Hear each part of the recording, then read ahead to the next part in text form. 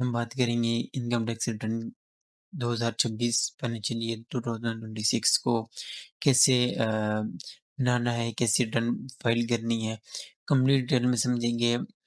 इसके अंदर हम लोग इनकम फ्रॉम सैलरी, अगर आपने सिर्फ सैलरी की इनकम है तो उसको कैसे करेंगे वो भी समझेंगे। अगर अगर आपने इनकम फ्रॉम सैलरी के अलावा इनकम फ्रॉम प्रॉपर्टी है, बिजनेस है, कैपिटल गेन है, अदर सोर्स है, तो हम उसके बारे में भी समझेंगे।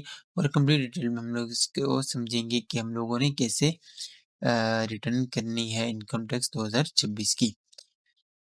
तो सबसे पहले ना मैं आपने क्या करना है, सबसे पहले आपने क्या करना है कि अपने six file income tax return में अपना अपना टैक्स ईयर लिखना है। ये टैक्स ईयर 2025 का जो है ये मैंने डमी लिखा है, एग्जैक्ट सेम होगा और इसी तरीके से आपने करना है। ठीक है, तो सबसे पहले आपने आ जाना है और आपने यहाँ पर इंग्लिश को सेलेक्ट कर लेना है क्योंकि कंफर्टेबल है। सबसे पहले आपने ना इसके ऊपर यस करना है कि ये आपका रेजिडेंट है। अगर आप रेजिडेंट हैं तो आपने यहाँ पर यस कर देना, अगर आप नॉन रेजिडेंट है तो आपने नो कर देना है। नॉन रेजिडेंट की अलग टैक्स रूल्स और वो है। ठीक है, सबसे पहले आप यहाँ पर आएंगे, अगर आपकी सैलरी के बाद कोई और इनकम है, प्रॉपर्टी इनकम है, बिजनेस की इनकम है, पेमेंट सर्विसेज की इनकम है, किसी और चीज़ की इनकम है, तो आपने उसको भी सिलेक्ट कर देना है। अगर आपने कोई डिविडेंड्स इनकम अर्न कर रही है या कोई POD profit on date earn कर रहे हैं तो आपने इसको भी सिलेक्ट करना है।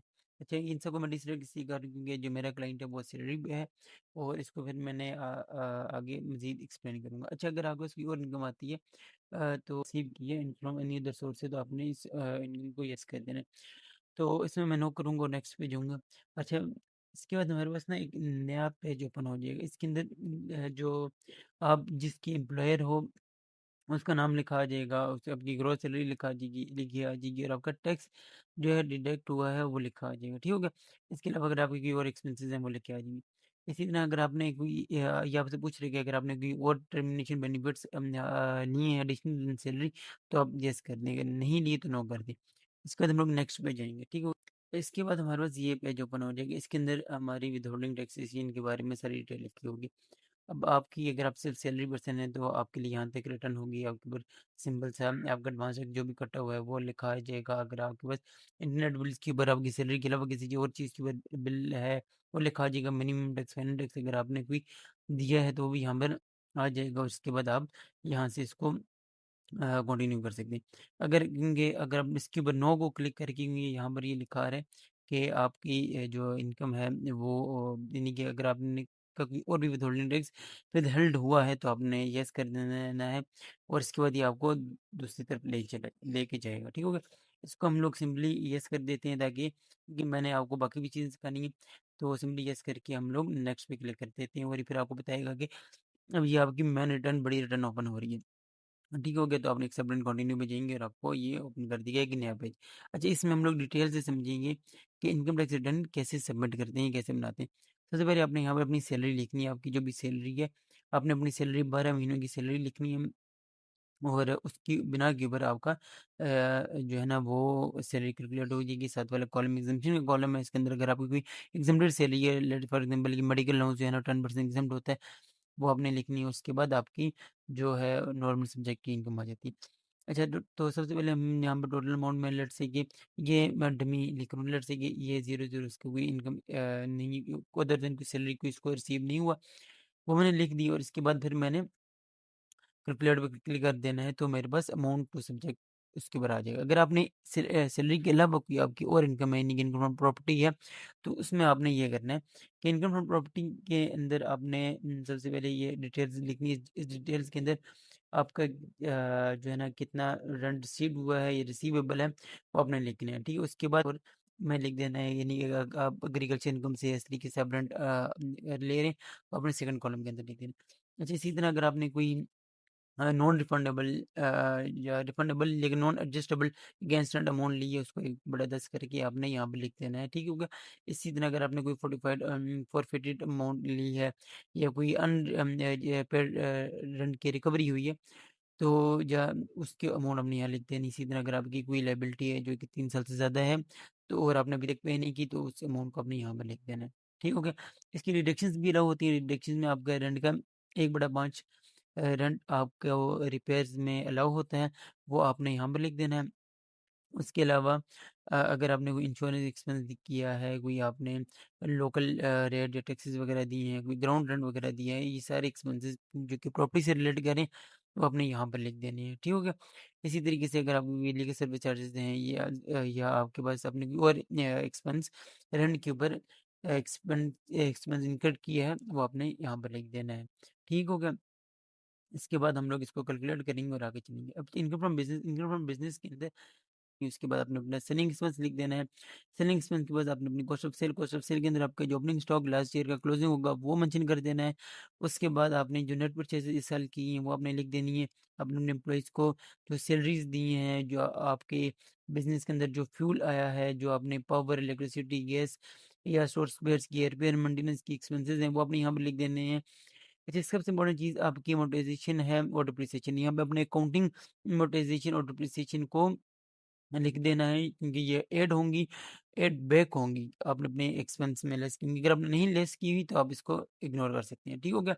इसका आपने अपना क्लोजिंग स्टॉक लिख देना है तो आपका ग्रॉस प्रॉफिट या ग्रॉस लॉस आ सकता है, ठीक हो गया? अभी हम अदर रेवेन्यूज़ की ओर चलते हैं, अगर कोई मैन्युफैक्चर या ट्रेडिंग नहीं कर रहा, तो वो अपनी इनकम को या कोई प्रोफेशनल या टेक्निकल वो कर रहा है तो अपने यहाँ पर वो लिखेगा।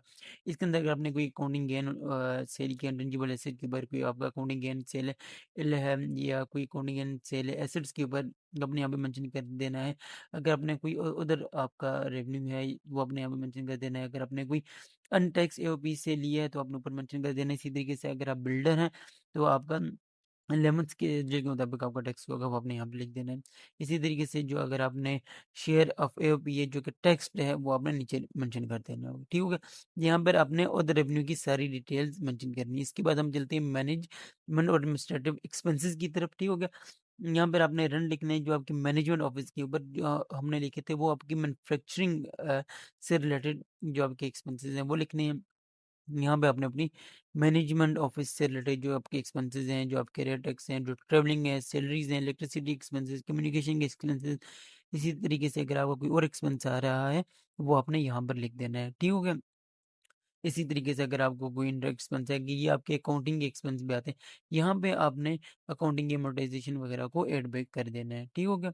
अच्छा इनएडमिसिबल एक्सपेंसेस अगर आप देखेंगे इसके अंदर डाउटफुल डेट आते हैं, यानी ये कुछ ऐसे एडमिसिबल एक्सपेंसेस होते हैं जो कि अकाउंटिंग आपको अलाउ करता है।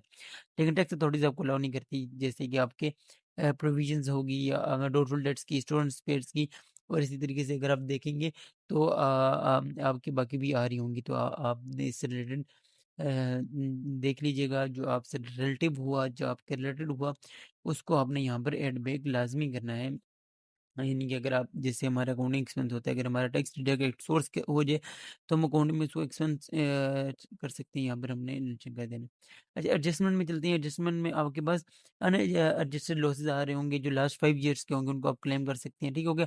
सबसे पहले आपने क्या करना है कि 2000 लास्ट ईयर का क्योंकि ये मैं 25 की टर्न कर रहा हूँ, तो आपने 2020 अगर आप 26 की करेंगे, तो 2021 से आपने लिखने हैं। सबसे पहले पुराने आपके सारे एक्सपेंसेस क्लियर होंगे। नेक्स्ट चलते हैं हम लोग बिज़नेस एसेट एंड इक्विटीज़ के ऊपर। इसके अंदर आपने अपने जो बिज़नेस की जितनी भी एसेट्स हैं, लैंड है, बिल्डिंग है, इसकी प्रॉपर्टी है, प्लांट है, उसके एडवांस डिपॉज़िट्स, प्रीपेमेंट्स हैं, उसके स्टॉक स्पेयर्स है, इसमें अगर आपके कैश एंड कैश इक्विवेलेंट्स आ रहे हैं, अगर आपको अदर एसेट्स आ रहे हैं, ये सारी चीज़ें आपने मेंशन करनी है। इसी तरह अगर आपका कोई कैपिटल एसेट आ रहा है या अगर आपका कोई लॉन्ग टर्म डेट आ रहा है, कोई बैंक से लिया है या ट्रेड कर रहे हैं या ट्रेड पेबल्स आ रही हैं या उधर लायबिलिटीज़ आ रही हैं, तो ये भी आपने लाज़मी मेंशन करने हैं, ठीक हो गया? इसी तरीके से अभी हम आगे चलते हैं, अगर आपके एफ में चलेंगे 7F में अगर आप बिल्डर्स हैं तो आपके पास 7F का टैक्स लगेगा। ये अगर आप कंस्ट्रक्शन और रेजिडेंशियल कमर्शियल बिल्डिंग है, तो आपको 10% का टैक्स लगेगा। अगर आप डेवलपमेंट और sale of residential commercial plots कर रहे हैं, आपको 15% टैक्स लगेगा और इसी तरीके से अगर आपके कंस्ट्रक्शन डेवलपमेंट रेजिडेंशियल और कमर्शियल कर रहे हैं तो आपके 12% लगे आपने अपने देखना आप कहाँ पे फॉल करते हैं तो उसके ऊपर आपने वहाँ पे टैक्स लगा देना अभी हम कैपिटल गेन में चलते हैं ठीक हो गया कैपिटल गेन में आपके पास जो भी कैपिटल गेन आ रहा हो क्योंकि कैपिटल गेन आपकी लाइक सेक्शन 38 सेक्शन 37 है सेक्शन 37 आता है इस डिफरेंट आते हैं ठीक तो अपने अपने हिसाब से देख लेना है आपके ऊपर कौन सा सेक्शन अप्लाई हो रहा है तो आपने ने उसको यहाँ पर मेंशन कर देना है ठीक हो गया अब यानी कि आपने अपने एंसिलरी एक्सपेंसेस को या आपके जो भी यानी कि आपसे रिलेटेड जो टैक्स है ये जो कैपिटल गेन है वो अपने यहाँ पे मेंशन कर देना है। उधर सोर्स में चलते हैं उधर सोर्स में अगर आपने कोई ये कोई ऐसी इनकम है, ऐसी रॉयल्टी है, डिविडेंड है, वो, या फिर अगर आपने कोई सब लीज़ पे इन्हें अपने लैंड बिल्डिंग लीज़ पे ली है, उसको आप सब लीज़ कर रहे हैं, या प्लांट मशीनरी इसको सब लीज़ कर रहे हैं, तो आपके उधर एसेट्स में आएँगी, इसको आपने यहाँ पर मेंशन कर देना है, ठीक हो गया? इसके बाद हम चलते हैं फॉरेन सोर्स और एग्रीकल्चर इनकम। फॉरेन सोर्स में अगर आपकी कोई फॉरेन इनकम है, इनकम प्रॉपर्टी की, इनकम फ्रॉम बिज़नेस की, फॉरेन कैपिटल गेन और लॉस की, या foreign other source of income की, या फॉरेन सैलरी, इसको आपने यहाँ पे लिख देना है। अगर यहाँ पर आपका इनकम आ रही हुई तो आप यहाँ पे लिख देंगे, अगर लॉस आ रहा हुआ तो आपका ऑटोमेटिकली कैरी फॉरवर्ड हो जाएगा। इसी तरीके से आपने agriculture income, total agriculture income लिख देनी है। आपने प्रॉपर लिखने की कौन सा प्रोविंस था आपका, उसमें कौन सी तहसील है, प्रॉपर अपनी डिटेल लिख देनी है। और उसके बाद अपने एग्रीकल्चर इनकम लिख देनी है, उसकी सेकंड कॉलम में अपने एग्जाम इनकम लिख देनी है। उसके बाद आपने ये भी लिखना है कि आपको अपने प्रोविंस में कौन कितना टैक्स पे किया है अपनी एग्रीकल्चर इनकम के ऊपर। इसके बाद हम चलते हैं टैक्स चार्जेबल पेमेंट्स के ऊपर। टैक्स चार्जेबल पेमेंट्स में आपने ज़कात अगर पे की है सेक्शन अंडर 60 के तहत, यानी कि ये आपका टैक्स लॉ का सेक्शन है। अगर आपने वर्कर वेलफेयर को सेक्शन अंडर 60 ए के तहत की है तो आपकी यहाँ पर डिडक्शन लागू हो जाएंगी। या अगर आपने कोई टैक्स चार्जेबल है 99th ए ऑफ 9 शेड्यूल के मुताबिक वर्किंग कैपिटल के ऊपर टैक्स लगता है, उसकी डिडक्शन यहाँ पर टैक्स चार्जेबल यहाँ पर अलाउ हो जाएगा। इसी तरीके से आपकी टैक्स रिडक्शन आती है, ये आपके टैक्स को रिड्यूस करता है। तो ये अगर आप टीचर हैं तो आपने अपना 25% आपका टैक्स रिड्यूस हो जाता है। इसी तरीके से अगर आप वुमन हैं और आपका सारा बिज़नेस ही वुमन बेस्ड बिज़नेस है और इन्हीं का स्टार्टअप किया हुआ है, तो आपको यहाँ पर 100% अगर वुमन है और 100% तक, तो आपने अपनी अमाउंट यहाँ पर लिख देनी है, उसके ऊपर भी टैक्स रिडक्शन आपको मिल सकती है, ठीक हो गया? इसके ऊपर अगर आपने फर्दर डिटेल्स जाननी हुई तो आप मुझसे पूछ लीजिएगा, मेरा मैसेज नंबर वगैरह यहाँ पर नीचे मेंशन है, तो काइंडली मैं आपको इसके ऊपर प्रॉपर डिटेल समझा दूँगा, ठीक हो गया? ये आपने यानी कि अगर कोई आपका टैक्स बहबूद सर्टिफिकेट के ऊपर आ रहा है, या अगर आपने कोई सेक्शन क्लॉज 9 ए के मुताबिक कोई एक्स सर्विसमैन है आप और आपने टैक्स दिए, तो आपने यहाँ पर लिख देनी है, ठीक हो गया? ये आपके ना टैक्स डिडक्शंस में आती हैं। इसी तरीके से अगर आप एक्स सर्विसमैन हैं तो कैपिटल गेन आपका जो इमूवेबल प्रॉपर्टी है उसके ऊपर अगर हम फोर्सेज हैं तो 75% तक यहाँ पर आपने मेंटेन कर देना, आपका टैक्स रिड्यूस कर सकते हैं, ठीक हो गया? अभी हम टैक्स क्रेडिट्स के ऊपर चलते हैं। वो जो है ना टैक्स डिडक्शन, वो टैक्स ही को कम कर देता है, और ये टैक्स क्रेडिट्स यानी कि टैक्स को, ये यानी कि इसके अंदर आपको टोटल टैक्स के अंदर से लेस कर सकता है। ये आपको ये समझ लें कि ये आपके टैक्स क्रेडिट्स होती हैं, ठीक हो गया? टैक्स क्रेडिट्स में आपके चैरिटेबल डोनेशन हैं, जो चैरिटीज़ हैं, उन सेक्शन 61 के अंडर अगर आप रिटेलर हैं और आपने पीओएस की मशीन लगाई हुई है, तो आपकी टैक्स डिडक्शन टैक्स क्रेडिट्स आपको मिल सकता है।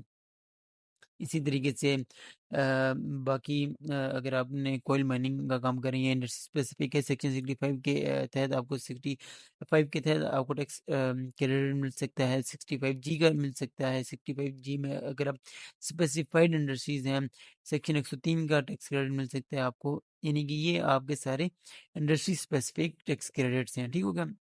अगर आपने टैक्स पे अगर आप एओपी से इनकम ले रहे हैं और इस इनकम पर एओपी ने टैक्स अपना पे कर दिया है, तो आपको यहाँ पर टैक्स, वो भी टैक्स क्रेडिट मिल सकता है, ठीक हो गया? इसी तरीके से अगर आपने 100 कोई ऐसी आप ऑर्गेनाइजेशन है जो कि 100 सी की उस पे है, तो 100 सी की आपने एग्जाम्पशन ली हुई, तो आपको पूरा टैक्स क्रेडिट 100% मिल सकता है। और ये बाकी आप देख लेंगे कि अगर ये आपसे रेलेवेंट है, तो अगर आपने इसके अंदर कोई भी क्वेश्चन हुआ आपसे, तो काइंडली आप मुझसे पूछें, कमेंट करें, मैं आपको मज़ीद डिटेल में समझा दूँगा, ठीक हो गया? ये आपका जो है ना, ये जो नीचे है सेक्शन 61 का, ये अगर आपने कोई टैक्स यानी कोई आपने या एडवांस टैक्स होते हैं जो आपकी विद होल्डिंग के थ्रू आपके सप्लायर या आपका जिससे आप खरीदते हैं, वो आपका डिडक्ट कर लेता है, या आपका सेलर डिडक्ट कर लेता है। तो ये आपके वो टैक्सेस होते हैं, कभी कभार आपका बैंक डिडक्ट कर लेता है, आप एम्प्लॉई हैं तो आपकी सैलरी के ऊपर 149 का सेक्शन डिडक्ट हो जाता है, अगर आप इम्पोर्टर हैं तो आपकी इम्पोर्ट के ऊपर डिडक्ट हो जाता है, ठीक हो गया? अच्छा, ये सैलरी के अंदर आपने जब अपना ये इसको चेंज करेंगे, तो ये आपसे कहेगा कि आपने प्रॉपर डॉक्यूमेंटेशन है, तो आपने इसको चेंज करना है, वरना ये आपका चेंज नहीं होगा, ठीक होगा? इसी तरीके से आपकी डायरेक्टरशिप फीस आती है। डायरेक्टरशिप फी के ऊपर आपका कोई टैक्स विदल्ड हुआ है, उसके ऊपर आपने प्रॉपर अपनी टैक्सेबल वैल्यू कॉलम ए में लिखनी है, उसके ऊपर कितना टैक्स डिडक्ट हुआ है कॉलम बी में लिखना है। अच्छा, ये आपके इन्वेस्टमेंट के ऊपर आपने प्रॉपर इसके ऊपर क्लिक करना है, अपनी इन्वेस्टमेंट कौन सी इन्वेस्टमेंट है उसके बारे में प्रॉपर डिटेल मेंशन करनी है। ठीक हो गया। ये इसी तरीके से आपने अगर बैंक से 15% प्रॉफिट मिल रहा है तो उसके में भी आपने प्रॉपर डिटेल प्लस के निशान पे आप जाएंगे, प्रॉपर डिटेल आपने मेंशन करनी है। ठीक हो गया। अगर आपने कोई गुड्स है उनको परचेज किया है या गुड सेल्स की हैं तो परचेज सेल करते हुए आपका आपका यानी कि परचेजर ने आपकी अमाउंट विदल्ड कर दी होगी, आपके 153 के अंडर आ रहा है टैक्स, ये सारा आपने यहाँ पर देखना है। और ये अगर आपका टैक्स विदल्ड हुआ है ये आपकी इस रिपोर्ट के अंदर आ रहा होगा, आपने यहाँ पर प्रॉपर मेंशन कर देना है। अगर आपके पास प्रॉपर डॉक्यूमेंट्स हैं, अगर मिसिंग भी है फिगर्स, तो आपने यहाँ पर प्रॉपर मेंशन कर देना है। ठीक हो गया। इसी तरीके से अगर आपके पास कोई इमूवेबल प्रॉपर्टी है सेक्शन 155 के अंडर रेंट है इमूवेबल प्रॉपर्टी का, उसमें आपने अपनी इमूवेबल प्रॉपर्टी की सेक्शन में जाकर प्रॉपर डिटेल में उसको ओपन करना है, प्रॉपर डिटेल्स की मेंशन कर देनी है। ठीक होगा। इसी तरीके से आपने अपनी बाकी जो चीज़ें हैं, अगर आपके पास कोई गाड़ी है, रजिस्ट्रेशन व्हीकल है सेक्शन 231 के अंदर, उसके ऊपर भी अपने अपने व्हीकल, प्राइवेट व्हीकल है, कमर्शियल व्हीकल है, क्या मॉडल उसका, इसका इंजन नंबर, सी चीजेस नंबर सब मेंशन कर देना। ठीक होगा। यानी कि प्रॉपर डॉक्यूमेंटेशन अपने मेंशन कर देनी है अपने आप को एफबीआर की कंप्लाइंस से पे रखने की, नो कि आपको कल को नोटिस है। अच्छा, ये आपने ना बाकी आपके टैक्सेस इस सेल फोन के ऊपर, आपके टेलीफोन बिल के ऊपर, ये सारे जो आपके टैक्सेस विदल्ड होते हैं ये यहाँ पर मेंशन होंगे। ठीक हो गया। अगर आपके मेंशन नहीं है या कम मेंशन है तो आपने ज़्यादा टैक्स पे किए तो वो आपने मेंशन कर देने। अच्छा, ये ना आपकी प्रॉपर्टी के सेल के ऊपर भी टैक्स है, 236 के का परचेज के ऊपर 236 सी का टैक्स होता है, सैलरी के ऊपर, ये आपने मेंशन कर देना है। ठीक है यहाँ पर। तो यानी कि इससे मुराद मैं आपको समझाने का मकसद ये है कि अगर आपका कोई भी टैक्स विदहल्ड हुआ है किसी भी सेक्शन के अंदर, तो आपने यहाँ पर लाजमी मेंशन कर देना है। ये आपके एडजस्टेबल टैक्स है, ये आपकी टोटल टैक्स लाइबिलिटी को रिड्यूस करते हैं। ठीक हो गया। अच्छा, ये एवरी टैक्स है, इसके अंदर नॉर्मली होता है कि अगर कोई भी एम्प्लॉई है या सैलरी पर्सन है, उसको कोई टर्मिनेशन बेनिफिट मिल जाता है, या उसको कुछ इकट्ठी 3 सालों की 2 सालों की सैलरी मिल जाती है, या उसको लमसम अमाउंट मिल जाती है, तो वो उसकी मर्जी है कि वो अपनी सैलरी इनकम को यानी कि एवरी डेट के ऊपर टैक्स करवाए 3 सालों में। अगर उसको बेनिफिशियल है तो वो करवाए, बेनिफिशियल नहीं तो वो ना करवाए। तो ये उसके लिए होता है। तो आपने यहाँ पर अपनी प्रॉपर लिख देना है। ठीक हो गया। इसी तरीके से हम नेक्स्ट चलें। तो ये आपका जो है ना the fix and final tax, fix and final tax के अंदर यानी कि ये वो टैक्सेस होते हैं जो फाइनल टैक्सेस होते हैं, जो कि डिविडेंड के ऊपर होते हैं, जो कि प्रॉफिट ऑन डेट के ऊपर होते हैं, जो आपके बैंक डिडक्ट कर लेता है। तो ये आपके फाइनल टैक्स होते हैं, इसके ऊपर कोई एडजस्टमेंट अलाउ नहीं होती, कोई डिडक्शन अलाउ नहीं होती, कोई टैक्स क्रेडिट्स अलाउ नहीं होते। कुछ टैक्स क्रेडिट्स हैं लॉ में जो कि बहुत पावरफुल हैं, जो कि इन पर भी अलाउड होते हैं, लेकिन जनरल सिनेरियो होते हैं इनके ऊपर कोई अलाउ नहीं होते। ये आपने वो सारे टैक्स क्रेडिट्स यहाँ पर मेंशन करने हैं, सॉरी आपने सारे वो टैक्स फाइनल टैक्स यहाँ पर मेंशन करने हैं जो भी आपके यहाँ पर हैं, चाहे लेट्स से कि आपकी लॉटरी विनिंग के हैं, आपके सेक्शन 200, यानी कि जिस जिस सेक्शन के टैक्स हैं आपने यहाँ पर प्रॉपर मेंशन करने हैं। इसके अंदर भी आपके डिटेल मुझसे पूछ सकते हैं मैसेज करके। अच्छा, ये इसके अंदर मिनिमम टैक्स में और फाइनल टैक्स में क्या डिफरेंट होता है। मिनिमम टैक्स आपका एडजस्टेबल टैक्स होता है, फाइनल टैक्स में जैसे कि मैंने आपको बताया कि कोई एडजस्टमेंट अलाउ नहीं होती। मिनिमम टैक्स को आप एडजस्ट कर सकते हैं, फाइनल टैक्स को आप बिल्कुल भी एडजस्ट नहीं कर सकते। ठीक हो गया। अब हम चलते हैं कंपटीशन के ऊपर। कंपटीशन के ऊपर आपने जैसे कि यहाँ पर इनकम फ्रॉम सैलरी और इनकम फ्रॉम प्रॉपर्टी आ रहा है, इसी तरीके से आपके इनकम फ्रॉम बिजनेस आएगा, कैपिटल एसेट्स आएंगे, अदर सोर्सेज आएंगे, यानी कि कंप्लीट डिटेल आएगी। उसके ऊपर जो आपका टैक्स चार्ज हुआ है वो आएगा, जो टैक्स आपका बनता है वो आएगा, टैक्स लाइबिलिटी आएगी, टैक्स रिफंडेबल आएगा। इसको आपने प्रॉपर देखना है। इसके अंदर आपने यानी कि जो आपके टैक्सेस आ रहे हुए वो देखनी है। यहाँ पे आप देखेंगे कि यहाँ पे मेरा विदहोल्डिंग टैक्स 19,000 आ रहा है, यहाँ पे मेरा लिमिटेड टैक्स 66,000 आ रहा है। या इसके बाद फिर मैंने PSID प्रिपेयर करूँगा, तो तब जाके ये मेरी जो है रिटर्न कंप्लीट हो जाएगी। ठीक है, करनी है। और उस पर PSID को प्रिपेयर करने के बाद उसको आपने जमा करवाना है, यानी कि जो आपका टैक्स बनता है उस जमा करवाने के बाद उसको अपने चालान को अटैच करना है, उसके बाद जाके आपने अपनी रिटर्न करनी है। ठीक है। ठीक हो गया। अब हम इसमें अब आगे चलते हैं वेल्थ सेटलमेंट वाले पार्ट में। वेल्थ स्टेटमेंट के अंदर हमने देखेंगे कि आपने अपने सारे पर्सनल एक्सपेंसेस लिखने हैं, आपके रेट्स, आपके टैक्स रेट, आपके रेंट, आपके व्हीकल मेंटेनेंस एक्सपेंसेस, यानी कि आपकी जो एक्सपेंसेस हैं प्रॉपर तरीके से आपने यहाँ पर मेंशन करने हैं, चाहे वो आपके इलेक्ट्रिसिटी एक्सपेंस हैं बिल के मुताबिक, ठीक है, चाहे आपके वाटर एक्सपेंसेस हैं, गैस एक्सपेंसेस हैं, या आपने अपने प्रॉपर एक्सपेंसेस अपनी वेल्थ स्टेटमेंट में शो करवाने हैं, आपने अपने मेडिकल एक्सपेंसेस, बच्चों के एजुकेशन एक्सपेंसेस, अगर आपने कोई फंक्शन में गए हैं, गैदरिंग में गए हैं, या आपने कोई ज़कात या नोटी कुछ भी पे किया है, ये आपने यहाँ पर प्रॉपर मेंशन करना है। इसके बाद आपके अपने पर्सनल एसेट लाइबिलिटीज़ आएंगे। ऊपर जो आ रहे थे एसेट वो आपके बिजनेस के थे, या आपके पर्सनल आ रही हैं। इसके अंदर आपने बस अगर एग्रीकल्चर इनकम है, आपने अपनी एग्रीकल्चर इनकम को मेंशन कर देना है। अगर आपके पास कोई मोटर व्हीकल है, या आपके पास कोई प्रीशियस वो है, वो आपने मेंशन करने हैं। व्हीकल के अंदर अपने प्रॉपर डिटेल के साथ उसको मेंशन करना है, क्या गाड़ी का नंबर है, क्या चीज़ इस नंबर है, कौन सा मॉडल है। इसी तरीके से अगर आपके पास कोई नॉन बिजनेस कैश है, ठीक है, हो गया। ऊपर जो बिजनेस के अंदर हमारे पास आ रहा था वो बिजनेस का केस है, या आपके पास नॉन बिजनेस केस है, ये आपने मेंशन करना है।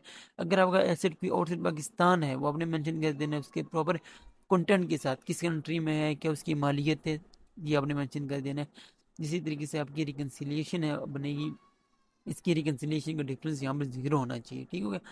तब जाके आपकी जो है ना रिटर्न वो सबमिट होगी। जब आपकी रिकन्सिलिएशन का डिफरेंस जीरो होगा, आपकी PSAD प्रिपेयर्ड हो चुकी होगी, आपने सेव कर देना अपने डेटा को, उसके बाद अपने सबमिट कर देना है, और इसके अंदर इस तरीके से आपकी रिटर्न सबमिट हो जाएगी, ठीक हो गया।